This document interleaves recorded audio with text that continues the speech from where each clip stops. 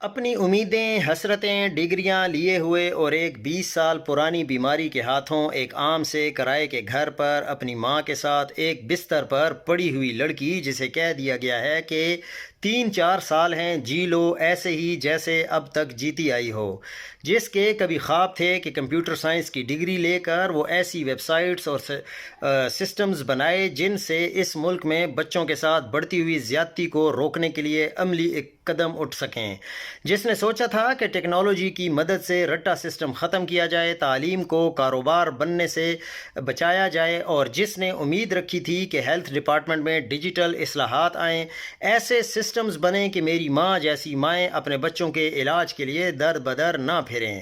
جس کا کبھی یہ جنون تھا وہ آج اپنی ماں کو 500 روپے کے لیے روتا دیکھ کر جس اذیت سے گزری ہے، خدا کرے اب تم اور تمہاری 7 نسلیں بھی اس سے زیادہ کرب سے گزرو، سب کچھ ہو کے بھی تمہارے پاس نمرود جیسا سکون ہو اور فرعون جیسی بقیہ زندگی ہو۔ تمہارے پاس پہلے ہی سب کچھ تھا اور پھر تم نے مزید بیڑا غرق کرنے کا سوچا تاکہ صرف تم اور تمہارے یہ 2% کے بچے جن کا IQ لیول بھی مائنس میں ہے، جنہیں وائی فائی کے سپیلنگ تک نہ آتے ہوں، جنہیں پنگ کا نہ پتہ ہو، اور وہ لمبے عرصے تک اور زیادہ عیاشی کر سکیں۔ اور ان سب کے لیے پہلے تم نے اپنے جیسے نالائق نمونے مسلط کیے جن کی خود کی کوئی اوقات نہیں، 2 نمبر طریقے سے آئے ہوئے یہ حرام خور نانا، ماں یا باپ کے نام پر بادشاہ بن بیٹھے ہیں، اور تم جیسوں 2 کوڑی کے ملازموں کو ناجائز طریقے سے مزید اختیارات دے رہے ہیں، جیسے تم نے اور انہوں نے جو تیر مارنے ہیں اس کے اس ملک میں اور کوئی قابل نہیں۔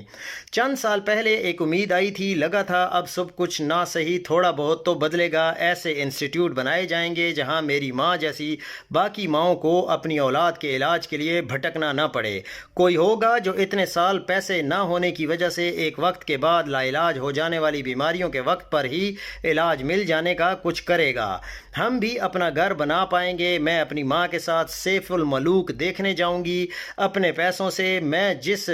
جس نے کچھ سالوں سے چاند نہیں دیکھا کبھی تو اسے روز دیکھ پاؤں گی، ویل چیئر لے پاؤں گی، اپنے کمرے سے باہر نکلوں گی، اپنے لیے کوئی ہیلپر رکھ سکوں گی، ان ڈگریوں کو آگ نہیں لگاؤں گی، کچھ تو کر ہی لوں گی۔ مگر تم نے ان 3 سالوں سے زیادہ عرصے میں میرے ڈپریشن میں جو اضافہ کیا اس کا بہت شکریہ۔